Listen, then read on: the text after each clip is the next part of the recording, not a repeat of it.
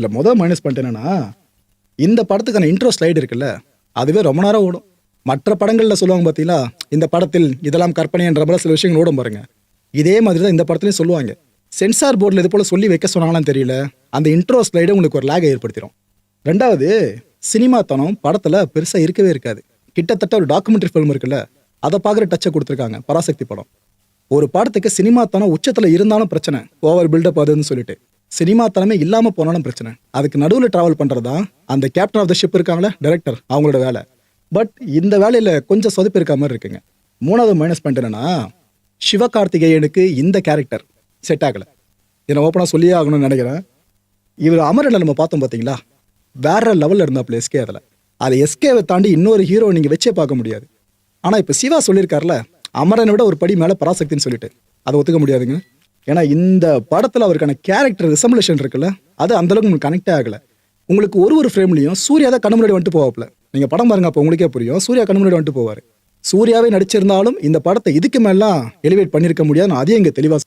நாலாவது minus point என்னன்னா, நிஜமாக நடந்த நிறைய விஷயங்கள், போராட்டங்கள், ஹிந்தி திணிப்புக்கு எதிரான போராட்டங்கள், அதை பேஸ் பண்ணி மிக முக்கிய வரலாற்று படம் ஒன்று எடுக்கிறோம் அப்படின்னா அதில் நாம சாலிடாக நிற்கணும். உண்மைதான் அப்படின்னு அடித்து பேசி அந்த படத்தை எடுத்துருக்கலாம். ஏன்னா உண்மையாச்சு, அவ்வளோ நம்ம போராடி இருக்கோம், அவ்வளோ பேர் உயிர் எடுத்திருக்காங்களே நம்ம மொழி போராட்டத்துக்காக.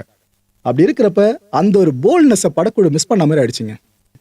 அஞ்சாவது மைனஸ் பாயிண்ட் என்னன்னா, இந்த தலைமுறைன்னு இருக்காங்களே ஜென்சி, இவங்களுக்கு இந்த படம் பெருசாக ஒட்டாது. இது ஓப்பனாக ஒத்துக்கிட்டே ஆகணும்.